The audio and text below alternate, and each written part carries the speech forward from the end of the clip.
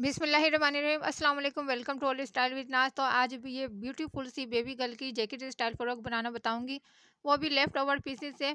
तो यहाँ पे ये देख सकते हैं कलियों के साथ इस फ्रॉक को मैंने तैयार किया है और मेरे पास कुछ कट पीस थे, उसी से मैंने इस फ्रॉक को तैयार किया है।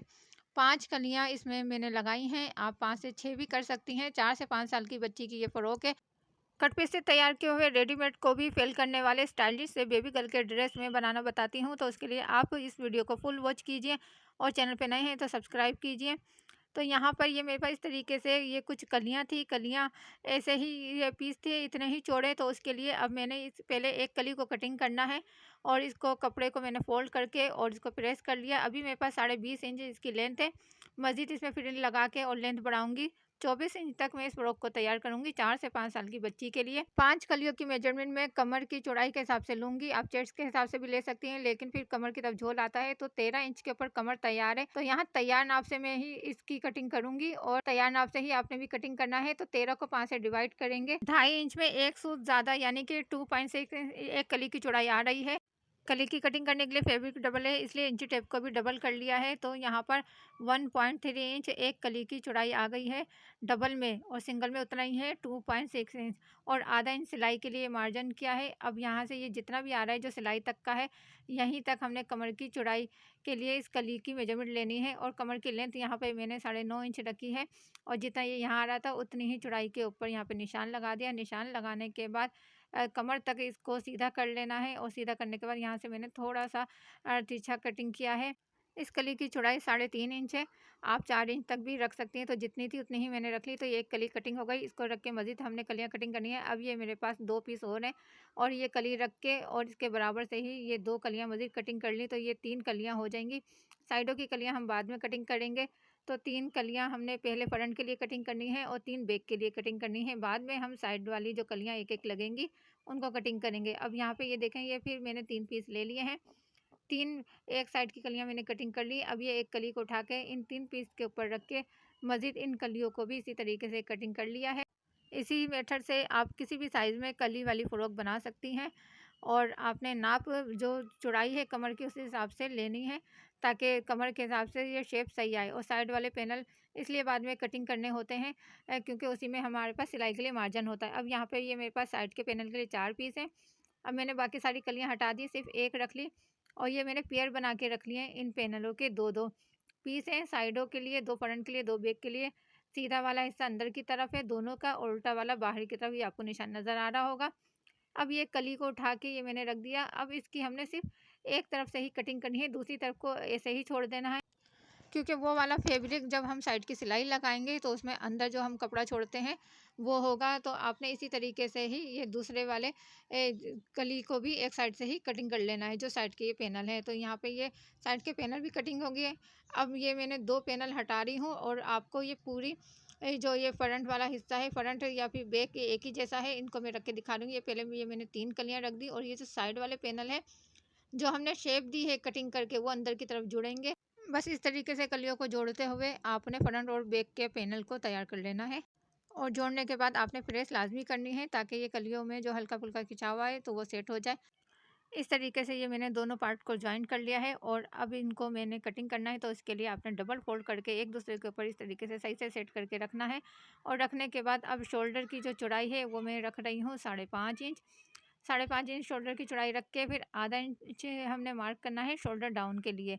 और ये आधा इंच इस तरीके से शोल्डर डाउन के लिए मार्क करने के बाद ये आधा इंच हटा के फिर आर्म होल की लेंथ 5.5 इंच रखी है। एक बॉक्स बना लें और यहाँ से आर्म होल की शेप दे दें गुलाई में। चेस्ट की चौड़ाई मैं रख रही हूँ 6.25 इंच तक। तो आप 7 इंच तक भी रख सकती हैं। मेजरमेंट को आप कम ज़्यादा कर सकती हैं अपने हिसाब से। कमर की लेंथ वही 9.5 इंच के ऊपर मार्क किया है। और कमर की जो चौड़ाई 13 इंच थी, तो 13 इंच का हाफ 6.5 इंच। और इस तरीके से इन मार्क को मैंने मिला लिया है। और इस तरह इधर कपड़ा कम था, इसलिए बस मैंने हल्की सी ही यहाँ पे शेप दी है। और कपड़ा ज़्यादा हो तब आपने साइड में कम से कम भी 1 इंच तक छोड़ देना है। और उसके बाद इन मार्क के ऊपर कटिंग कर लेना है। और जब तक मैं कटिंग कर रही हूँ, अगर आप चैनल पे नए हैं तो चैनल को सब्सक्राइब नहीं किया, सब्सक्राइब कर लें और वीडियो को फुल वॉच करें, ताकि कोई भी पार्ट आपसे मिस ना हो। इजीली आप अपनी बेबीज़ की लेफ्ट ओवर पीसेस से इस फ्रॉक को तैयार कर सकेंगी। यहाँ पे 20 इंच इसकी अभी लेंथ है और यहाँ मैंने फ्रिल लगानी है इसकी लेंथ बढ़ाने के लिए। तो ये फ्रिल की चौड़ाई मेरे पास वही कलियों वाली चौड़ाई जितनी ही है, 3.5 इंच, और 2 फ्रिल मैंने लेके जॉइंट कर ली हैं। और इसकी लेंथ अभी मैं आपको दिखा देती हूँ। तकरीबन मेरे पास 41 इंच इसकी एक फ्रिल की लेंथ है, और इसको भी आप कम ज़्यादा कर सकती हैं। और फिर इनकी एक-एक तरफ आपने गेदर दे देनी है। जैकेट कटिंग करने के लिए ये मेरे पास 2 पीसेस हैं, तो ये इसकी जो लंबाई है वो 9.5 इंच मैंने रखी है, और चौड़ाई जितनी कुर्ती हो उस हिसाब से आपने चौड़ाई लेनी है। तो ये इस तरीके से ये मेरे पास पीस थे, तो वो मैंने इसी तरीके से ले लिए हैं। और फिर आपने डबल फोल्ड करके एक साइड को ऐसे रखना है, और फिर उसके साथ ही ये जैकेट के वाले पीस को कटिंग कर लेना है, आर्म होल और शोल्डर को। अब यहाँ से फैब्रिक बढ़ रहा था, तो इसको भी मैंने फ्रॉक के बराबर कटिंग कर लिया है। और अगर आपके पास बराबर का पीस हो बिल्कुल सीधा, तो फिर आपको कटिंग करने की ज़रूरत नहीं है। जैकेट के लिए गले की चौड़ाई मैंने 2.5 इंच रखी है, और फ्रंट का जो गला होगा वो जैकेट के गले की चौड़ाई से हम कम करेंगे, चौड़ाई और लंबाई दोनों। और लेंथ इसकी मैंने 3.5 इंच रखी है, और यहाँ पे भी 2.5 इंच के ऊपर मार्क करके इस तरीके से एक चौकोर खाना बना के राउंड में गले की शेप दे दी है। और यहाँ पे मैंने गुलाई करनी है, तो 1 इंच के ऊपर मार्क किया है ऐसा तिरछा। गले के पास से मैंने हल्की सी तिरछी शेप दी है, बाकी मैंने भी इसको मिला के रखा है, और फिर इस निशान के ऊपर कटिंग कर लिया है। जैकेट को मैं सिर्फ फ्रंट के ऊपर ही शो करूँगी, अलग से जैकेट नहीं इसकी बना रही, और फ्रंट पे भी ये ओपन ही होगी।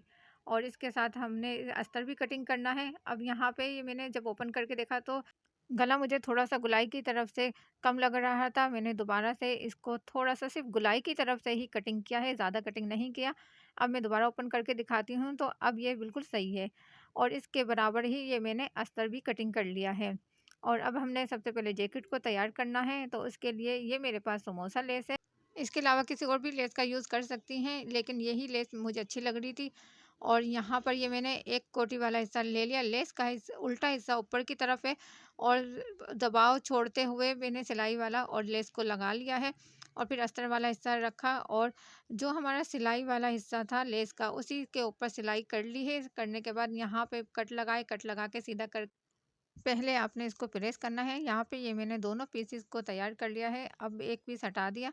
अब हमने लगानी है इसके ऊपर लब की सिलाई, ताकि जो लेस है वो सही से बैठ जाए।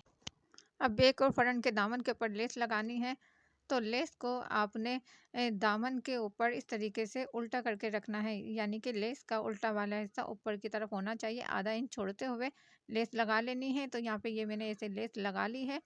अब लगानी है हमने इसमें फ्रिल, तो यहाँ पे ये मैंने फ्रिल तैयार करके रख ली थी। फ्रिल को आपने इस तरीके से सीधा करके रखना है, सीधा वाला हिस्सा ऊपर की तरफ है, उल्टा नीचे की तरफ। और फिर जो आपने लेस लगाई है उसी लेस के ऊपर आपने सिलाई लगानी है। ये फ्रंट वाला पीस है, तो उसमें मैंने ऐसे डबल करके लेस लगाई है। लेस का हिस्सा उल्टा वाला ऊपर की तरफ है। अब जब इसमें मैं इसको ऐसे फोल्ड करके सिलाई लगाऊंगी, तो सीधा वाला हिस्सा लेस का ऊपर की तरफ आ जाएगा, यानी कि उल्टा वाला हिस्सा जो हमने पहले सिलाई में लगाया था वो अंदर की तरफ चला गया है। तो यहाँ पे ये फ्रंट पे मैंने डबल लेस लगाई है।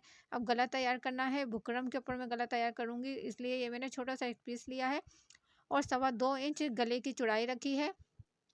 जैकेट की मैंने गले की चौड़ाई 2.5 इंच रखी थी, यहाँ पे 2.25 रखी है, और 3 इंच इसकी गले की लेंथ रखी है। यहाँ पे भी 2.25 इंच के ऊपर मार्क करके, और सिंपल ऐसे आपने गुलाई में शेप दे देनी है। और ये दूसरा मार्क भी आपने 1 या पौने 1 इंच तक मार्क करना है, और सिंपल गले को कटिंग कर लेना है। और कटिंग करने के बाद इसको आपने फैब्रिक के ऊपर पेस्ट करना है, और सिंपल अब हमने गले को तैयार कर लेना है। और गले को तैयार करने के बाद बैक का गला तैयार करना है, तो ये बैक पे मैंने सिर्फ एक लेस लगाई है, और अब मैंने इसमें बैक का गला कटिंग करना है। तो इस तरीके से डबल फोल्ड करके रख लिया है, फ्रंट वाली कंधी से कंधी मिला के रखी है, और गले से थोड़ा सा आगे बढ़ाते हुए निशान लगाया है। यहाँ पे भी मैंने गले की लेंथ 2 इंच रखी है, और जो हमने बैक टिक इसकी बनानी है बटन पट्टी, उसके ऊपर 4 इंच के ऊपर मार्क किया है, और 4 इंच तक इस तरीके से ये मैंने कटिंग करके थोड़ा सा तिरछा निशान लगा लिया है। अब गले की पट्टी तैयार करनी है, तो वो भी बहुत आसान तरीका मैं आपको बताऊंगी। उसके लिए ये मैंने 2.25 इंच की 2 पट्टियाँ ले ली हैं। लेंथ आपने कट से 1 इंच बढ़ा के रखना है। अब आपने इसमें कुर्ती को उल्टा करके रखना है, और फिर पट्टी को भी उल्टा करके रखना है। ये हमारा कट है, यहाँ तक हमने सिलाई लगानी है। सिलाई लगाने के बाद आपने इस तरीके से सिलाई निकाल लेनी है। एक पट्टी लग गई है, दूसरी पट्टी को भी इसी तरीके से आपने इसके बराबर से ही रखना है। जो हमने कट लगाया था वहाँ तक आप निशान लगा लें, और यहाँ पे भी आपने सीधी सिलाई निकाल लेनी है। अब हमने इसको सीधा कर लिया है। सीधा करने के बाद जो नीचे वाली पट्टी है उसकी सबसे पहले मैं इस तरीके से सिलाई लगा रही हूँ। और यहाँ पे ये देखिए कितनी आसान तरीके से ये पट्टी तैयार होगी। तो सिंपल आपने इस तरीके से इसकी एक साइड से सिलाई लगानी है और दूसरी वाली साइड के ऊपर भी इसी तरीके से फोल्ड करते हुए सिर्फ आधे इंच से थोड़ा सा ज़्यादा चौड़ी पट्टी रखी है ये मैंने। वैसे मैं अलग-अलग तरीके से बैक पट्टी बनाती हूँ, लेकिन ये तरीका मुझे सबसे आसान लगता है। अब नीचे वाली पट्टी को अंदर करना है, फिर ऊपर वाली पट्टी को भी अंदर करके और यहाँ पे आपने गले को सेट करते हुए पिन लगानी है और ये जो कट था, इसको भी आपने अंदर की तरफ फ़ोल्ड करना है और इस तरीके से इस कट को आपने पकड़ लेना है पट्टी के साथ। और फिर यहाँ पे आपने सिलाई लगानी है 2 से 3 बार और एक्स्ट्रा पट्टी को कटिंग कर लेना है। और यहाँ पे भी ये थोड़ी-सी बढ़ती हुई पट्टी थी, तो उसको भी मैंने कटिंग कर लिया और यहाँ पे ये देखें इस तरीके से ये पट्टी तैयार हो गई है। अब लगाना है इसके बैक के गले के ऊपर पट्टी, तो ये पट्टी मैंने आड़ी ली है। इस पट्टी को डबल फ़ोल्ड करके सिलाई लगा लेनी है और यहाँ पे सिलाई लगाने के बाद फिर आपने एक्स्ट्रा पट्टी को कटिंग करना है और कटिंग करके और यहाँ पे हल्के-हल्के से आपने कट लगा लेने हैं। ये है हमारा फ्रंट का गला। तो फ्रंट का गला मैंने तैयार कर लिया था। अब हमने इसमें जैकेट सेट करके रखनी है। आपने पहले इसको प्रेस करके सेंटर की क्रीज लगानी है। जैकेट को आपने सही से सेट करके रखना है। बीच वाला गैप बराबर आना चाहिए दोनों जैकेट के बीच में। फिर पिन की मदद से आपने इसको सेट करना है और फिर जैकेट के साइडों की सिलाई लगा लेनी है। शोल्डर से लेके और जैकेट तक की आपने सिलाई लगानी है। और अब करनी है कंधियाँ जॉइंट। तो उसके लिए आपने पट्टी को फ्रंट वाले गले के ऊपर फ़ोल्ड करना है। जो फ्रंट वाला शोल्डर है उसके ऊपर आपने बैक वाली पट्टी को फ़ोल्ड करना है। इस तरीके से गुम सिलाई में पट्टी लगेगी। फिर पट्टी को सीधा करना है और सीधा करने के बाद इस तरीके से कोने से पट्टी को फ़ोल्ड करते हुए सिंपल सिलाई लगा लेनी है। और यहाँ पर हमारे पास ये गला भी मुकम्मल हो जाएगा और गला मुकम्मल होने के बाद फिर अब हमने इसकी लगानी है साइड की सिलाई। अब लगानी है साइड की सिलाई और फिर अब हमने स्लीव्स तैयार करनी है। तो यहाँ पे ये मेरे पास 2 पीस हैं। अब ये वाला हिस्सा सादा था तो उसको मैं कटिंग करके अलग कर रही हूँ। कपड़े को डबल फ़ोल्ड किया है और स्लीव्स की लेंथ अभी मेरे पास 8.5 इंच है और चौड़ाई में भी कम है। स्लीव्स के ऊपर वाले 2 पीस को ऐसे मैंने पीछे की तरफ खिसका दिया और यहाँ पे मैंने 2.5 इंच के ऊपर मार्क किया है और स्लीव्स की चौड़ाई के ऊपर 6.5 इंच के ऊपर मार्क किया है। यहाँ पे 5 इंच आ रहा है और आप इसको भी बढ़ा सकती हैं। और फिर इसको मैंने स्लीव्स को साइड से कटिंग कर दिया है और यहाँ पे लगाऊंगी मैं जोड़। तो ये कपड़ा इस तरीके से नहीं आ रहा था, फिर इसको मैंने इस तरीके से आड़ा फोल्ड करके और कटिंग कर लिया। अब यहाँ पे इसकी लेंथ पूरी आ रही थी, तो ये दोनों फैब्रिक को मैंने ऐसे पेयर में बना के रख दिया और यहाँ पे गुलाई की शेप दे दी और सिंपल स्लीव्स को हमने कटिंग कर लिया है 3.5 इंच। इसमें जो आगे पट्टी लगाऊंगी वो 3.5 इंच चौड़ी है और फिर यहाँ पे इस तरीके से साइड से भी एक्स्ट्रा फैब्रिक को कटिंग कर दिया। तो यहाँ हमारी स्लीव्स कटिंग हो गई है। अब स्लीव्स को तैयार करना है। तो स्लीव्स के ये ऊपर वाले हिस्से के ऊपर लेस को उल्टा करके लगाया है। लगाने के बाद इसको इसके दूसरे वाले हिस्से के साथ इस तरीके से हमने सिलाई लगा के जॉइंट कर देना है। और फिर अब हमने आगे लेस लगानी है। लेस को इसी तरीके से आपने उल्टा करके लगाना है और लगाने के बाद यहाँ पे ये मेरे पास 1 इंच चौड़ी पट्टी है सीधी और इसको मैंने थोड़ा सा फोल्ड करके और लेस के ऊपर ऐसे सिलाई लगा दी है। सिलाई लगाने के बाद इस पट्टी को उल्टी साइड में फोल्ड करके और सिलाई लगा देनी है। और अब ये जो सिलाई लगाई है इसके ऊपर हमने मज़ीद एक लेस को दोबारा से लगाना है।